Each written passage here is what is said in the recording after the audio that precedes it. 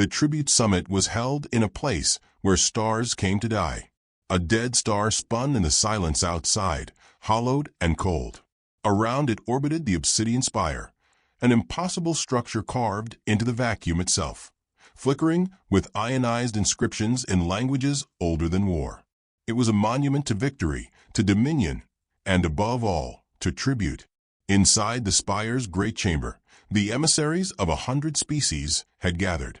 Each arrived in their finest armor, scaled robes, or translucent biological shells, each bearing the weight of survival on their shoulders and offerings in their trembling hands. Crates of uranium, or floating crystals that sang. The petrified skull of a moon beast.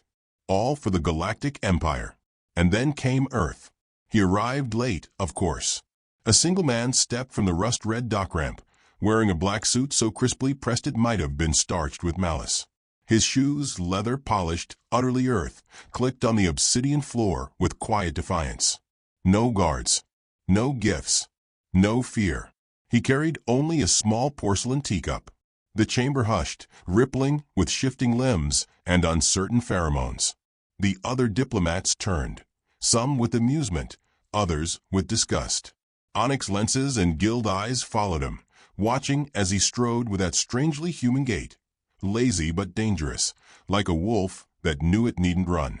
At the center of the room stood the Grand Tribune, Imperator Ulther Vex, a mantis-like being whose carapace shimmered with gold circuitry. His mandibles clicked once in surprise. The human bowed, just slightly, the way one might bow before an old friend at a poker table. "Gentlefolk," he said, his voice smooth and infuriatingly cheerful. "Sorry we're late. Had a kettle on." "Identify yourself," Ulther hissed. "Of course," the man said, placing his teacup gently on the table beside a glowing orb of bloodroot sap. "I'm Howell Vance, Diplomatic Liaison, United Earth Confederation. Pleased as peach cobbler to be here." "You bring no tribute?" Ulther asked, incredulous. Vance tilted his head, considering. No, I don't believe we did." The silence cracked like ice beneath boots. An ambassador with 10 eyes blinked them all at once. Another alien, wrapped in a plasma veil, made a low, whirring sound of threat. A few snickered in their own frequencies.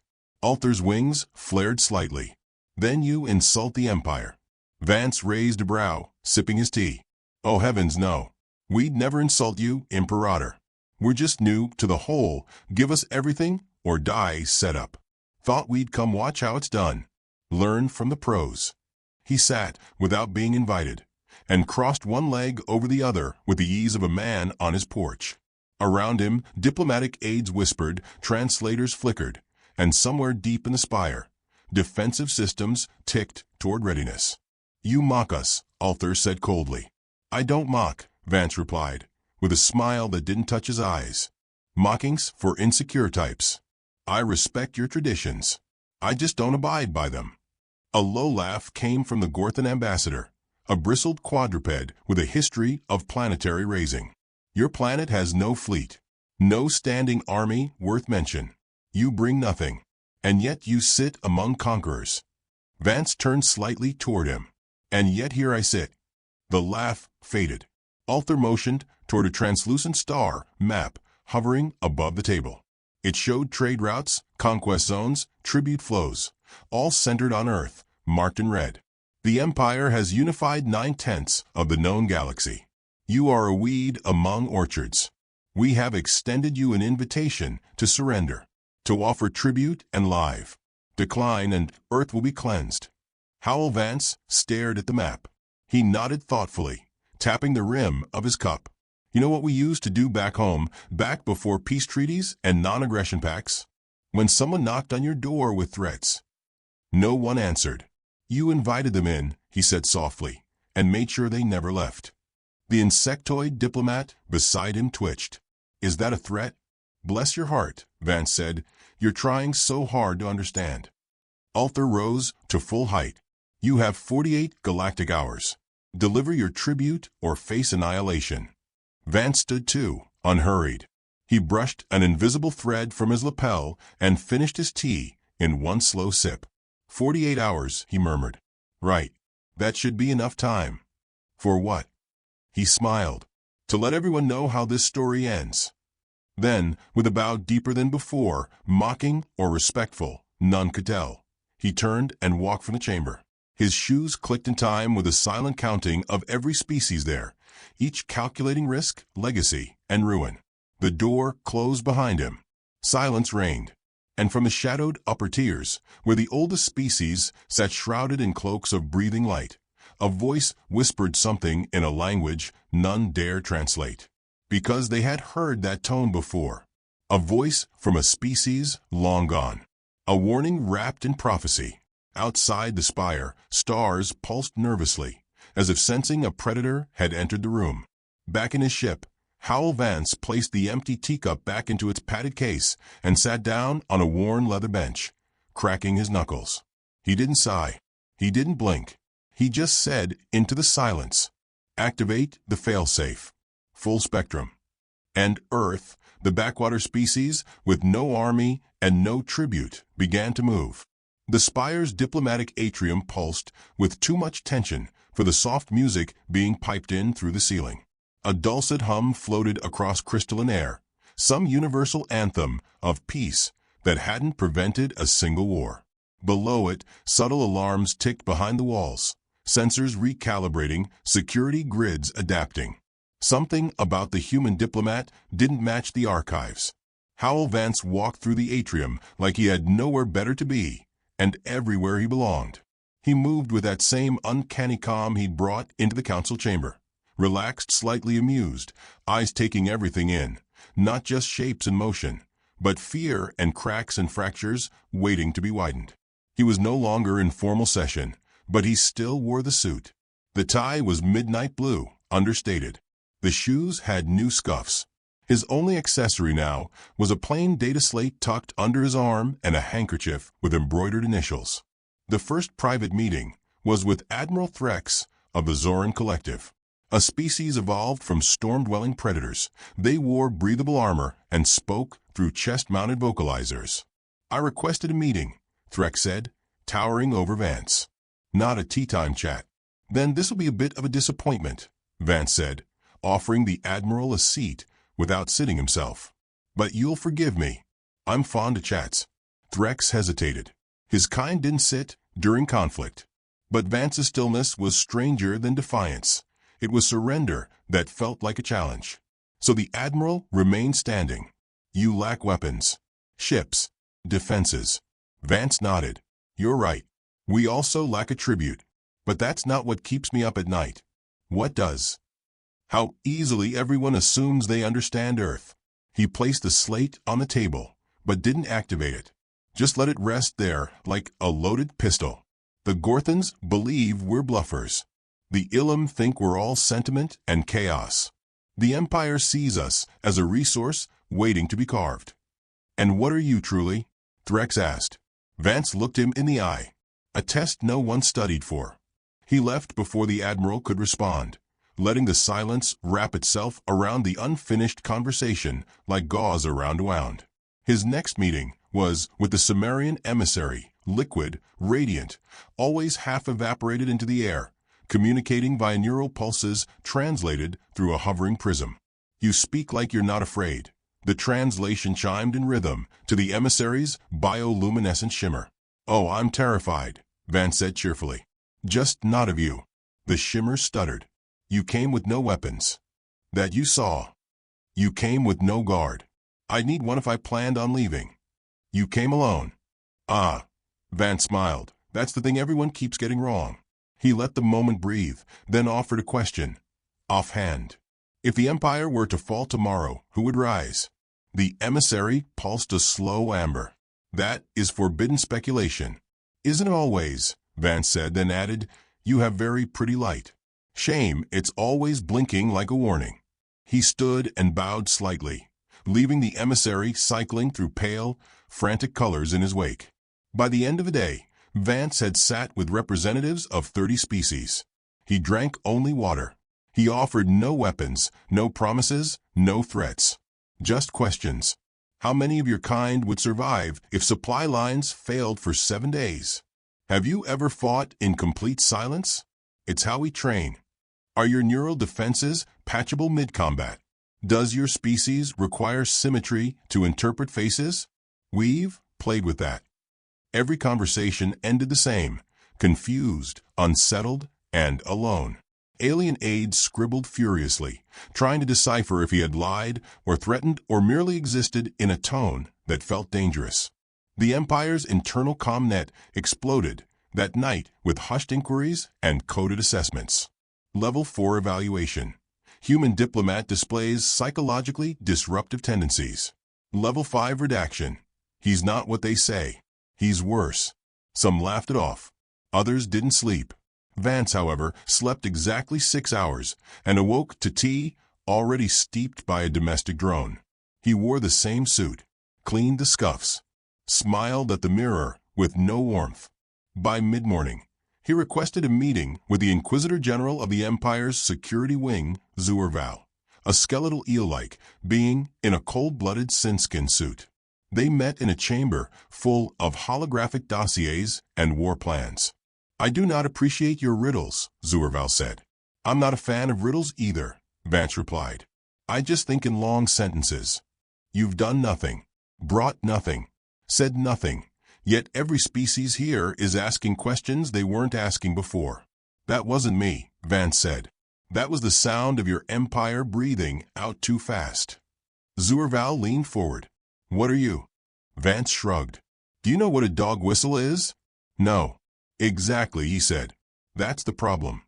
Zurval extended a claw toward one of the displays. "Earth's military doctrine is inconsistent. Records suggest peaceful diplomacy. Yet your tactical outputs are abnormal, even predatory." "We are," Vance said, "a friendly species. Until we aren't." "Is that a threat?" "It's tea, Zur. You can read it however you want." He left before the Inquisitor could respond. Every step Vance took after that rang different. The walls of the spire seemed to listen. Drones followed him longer, lingering before vanishing. One alien courier pretended to trip just to brush against him with a scanner. It fried instantly. Biosignature unreadable.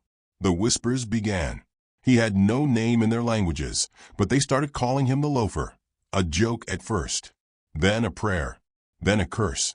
By the end of the second day, internal friction boiled inside the Empire's seat of power. Allies accused each other of weakness, of subterfuge, of collaborating with the humans. The tribute summit was splintering into paranoia. And Howell Vance. He hosted a small tea ceremony at dusk, just outside the council's central hall. 3 diplomats attended, then 6, then 12. No one spoke. He simply poured warm liquid into small cups and let the steam rise like incense at a funeral no one admitted was happening. "Why are you so calm?" one whispered. "I'm not," he said. "I just know how this ends." "How does it end?" He looked up, sunlight slashing across his face through the obsidian lattice. "You ever seen a sunrise on Earth?" "No." "You will." He stood. They didn't follow. That evening, the Grand Tribune summoned an emergency review of Earth's standing. Ulthar paced in his sanctum, mandibles twitching, tendrils coiled and uncoiled in agitation. His advisors buzzed with fear masked as arrogance. He spread doubt to every council faction. He offered no tribute, but has sown seeds of rebellion. We should assassinate him. Ulthar turned sharply. "You think we haven't tried?" Silence. Then, on the main feed, a quiet hum. The human vessel, thought to be unarmed and unshielded, began emitting a signal. Encrypted, ancient, and behind it, not ships, not weapons. Something worse. The feed trembled. Back in his suite, Vance adjusted his cufflinks and opened a drawer. Inside sat his only weapon, a sealed file with a biometric lock. He opened it. Inside, not blueprints, a list of names, species, locations, contingencies, each one marked, confirmed vulnerability. He picked up a pen, scratched a single line next to the last one. Zurval cracked. Then he murmured to himself, like reciting a bedtime story. "They think I'm here to talk." He smiled just barely. "I'm here to choose who survives." And behind his ship's signal, cloaked in silence across the edge of the system, The first human fleet came out of hiding, smiling, too. The Spire's council hall had been cleaned since the last tribute gathering. Blood had once stained the dark stone floors during a failed rebellion 6 cycles ago. But even then, protocol had been observed. Diplomacy still maintained its fiction. Now, something more terrifying than insurrection had arrived. And it was wearing a suit. The chamber was packed once again.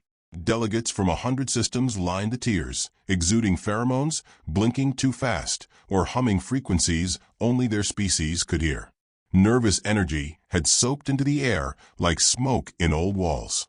They were waiting for Earth to kneel. They were waiting for the smile to break. And then he entered. Howell Vance stepped through the grand doors like they'd been made for him, not the Empire. No guards flanked him. No defense field shielded him. Just the same old loafers, the same suit, and that warm, unreadable grin. He carried nothing but a small pouch in his left hand and the weight of silent promises in his right. Imperator Ulthar Vex rose from his dais, skeletal wings trembling behind him. "You have come, at last, to offer Earth's tribute," the translator hummed. So did the oxygen regulators. Vance looked up at Ulthar with the same calm civility one might offer a grocery clerk miscounting change. "I've come," he said gently, "to offer an answer." A ripple moved through the chamber like a shifting tide. Ulthar's voice stiffened. "You mock the Empire by delaying. Now speak, before we force silence upon you." Vance's eyes twinkled with that strange human mischief, half boyish, half doom. "I do apologize for the suspense. We had to check the weather." "The what?"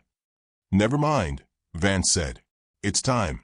He reached into the pouch and pulled out a single object, circular, metallic, ancient, and cracked. He placed it on the tribute pedestal. A soft pulse radiated outward. "Do you know what this is?" he asked. Ulthar squinted.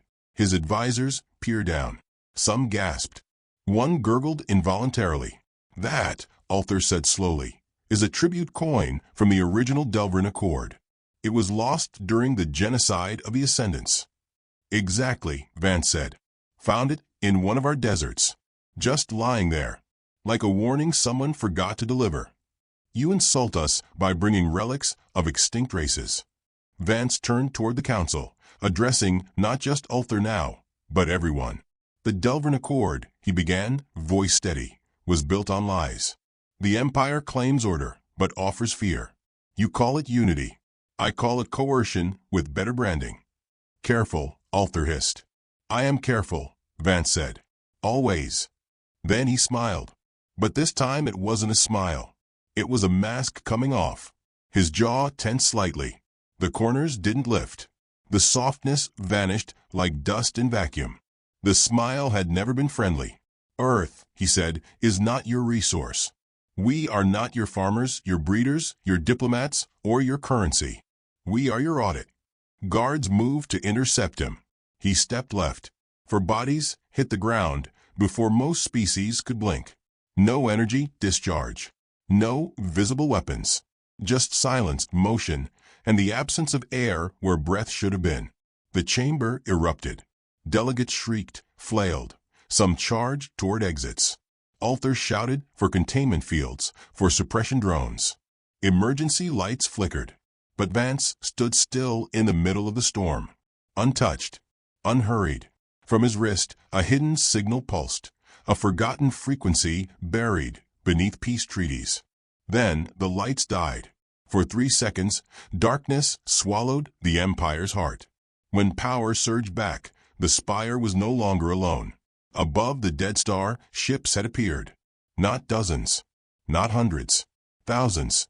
Silent, black, and bleeding light at their edges. Earth's fleet. The council chamber flickered with terror. How did they breach?" someone screamed. Ulthar staggered back. "Impossible. Earth has no such fleet." "No known fleet," Vance corrected. "You hid them?" Ulthar snarled. Vance turned slowly to face him. "We didn't hide them. We just never needed them. Until now." "You came here to declare war?" "No," Vance said. "I came to end one." He stepped forward. Delegates shrank back, as if proximity alone might kill. "Your Empire demanded tribute. We declined. So you prepared to destroy us. But you made one mistake. Ulthar trembled. And what is that? You believed we were alone. A hologram snapped to life in the center of the chamber. Images streamed from across the galaxy.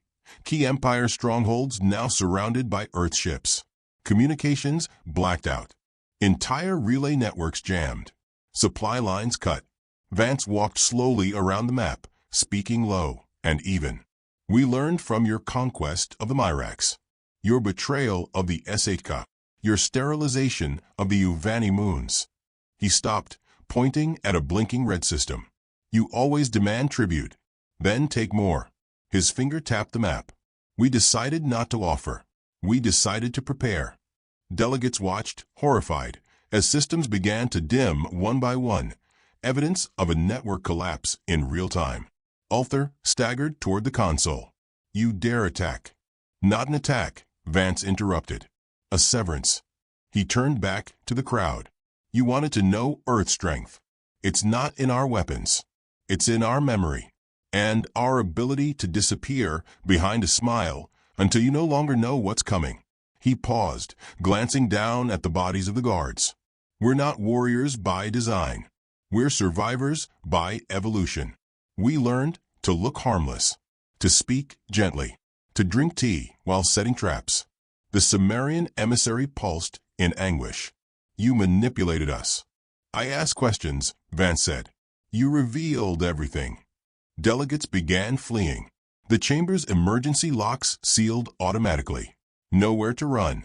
The ceiling above peeled open to show the vast starfield, and the ships blotting it out.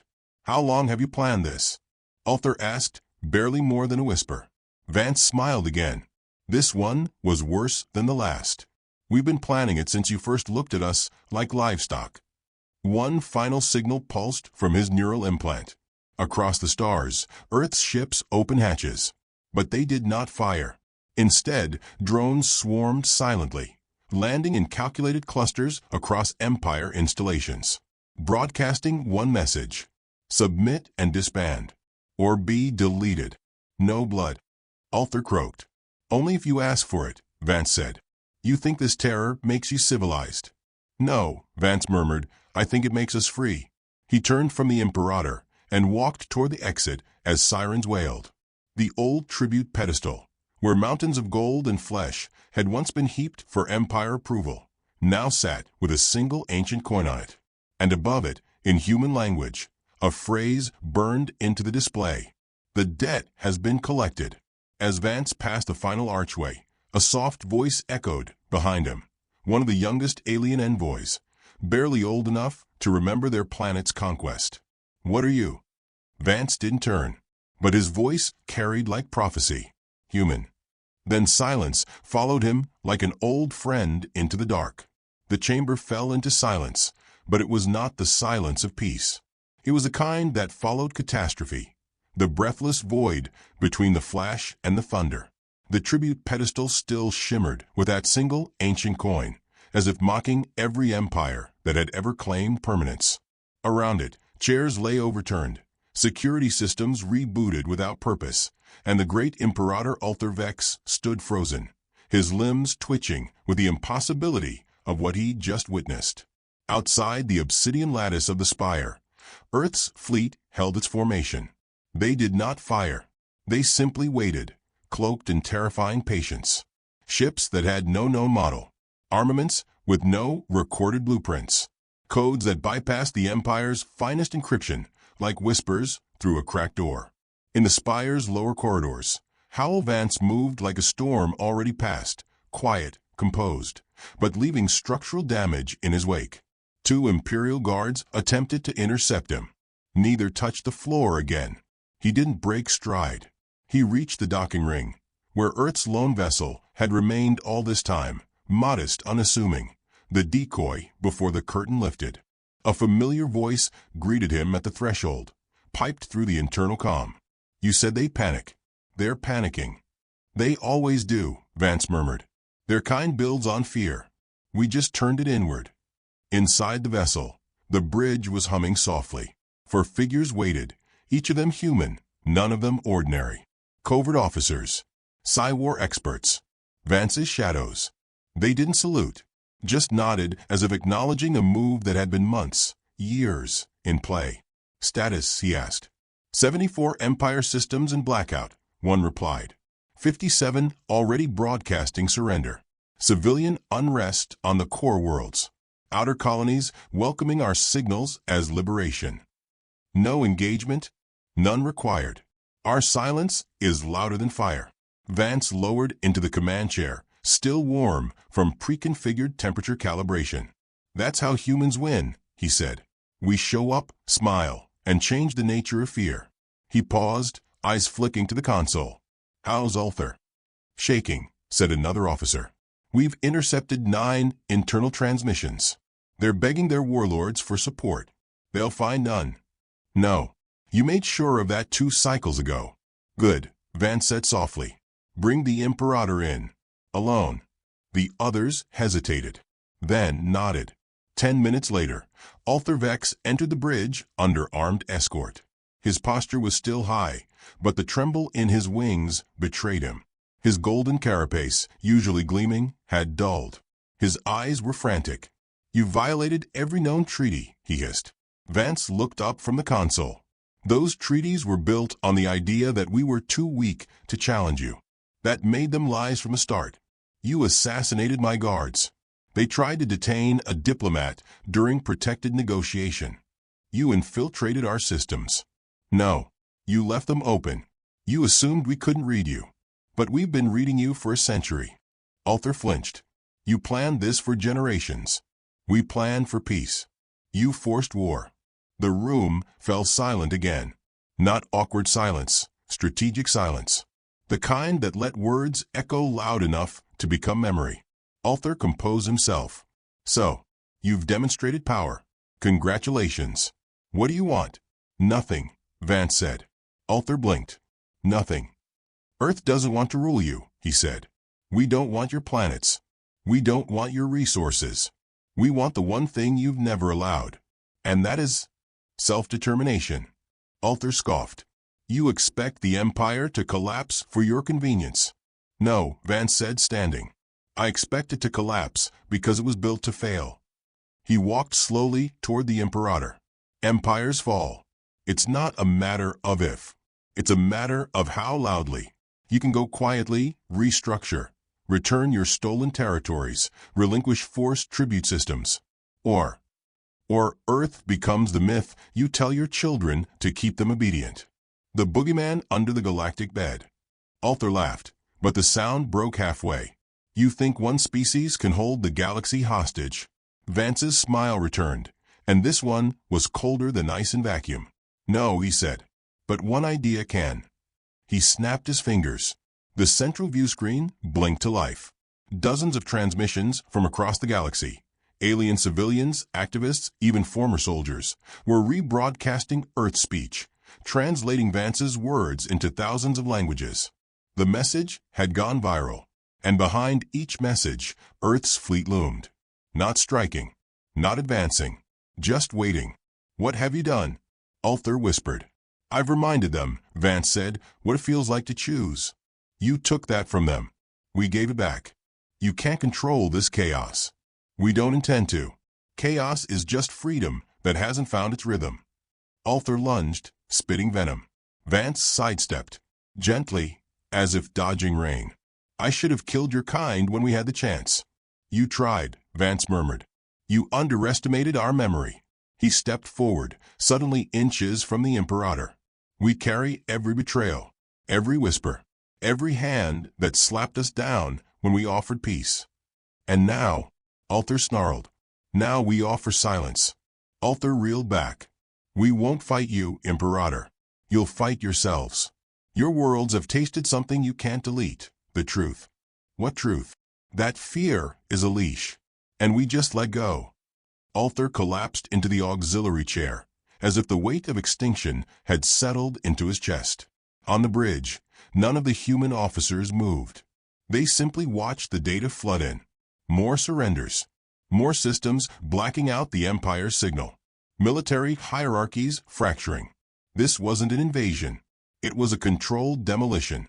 Vance returned to the center console, and issued one last command. Broadcast to all sectors. Operation Obsidian complete. No retaliation. Offer terms only if requested. Do not initiate occupation. Yes, sir. He looked out the viewport at the Empire's dying halo, stars blinking behind ships that hadn't moved an inch and didn't need to. We were never meant to kneel, he said quietly. Arthur, slumped and shaking, raised his head. Then what were you meant to do? Vance turned to him. To remind you, he said, what it feels like to fall. The console dimmed, and across the galaxy, a phrase appeared, simple, human, and terrifying in its gentleness. We forgive. We do not forget. Some wept. Some ran. Some finally understood. But it was too late, because humanity had already written the ending.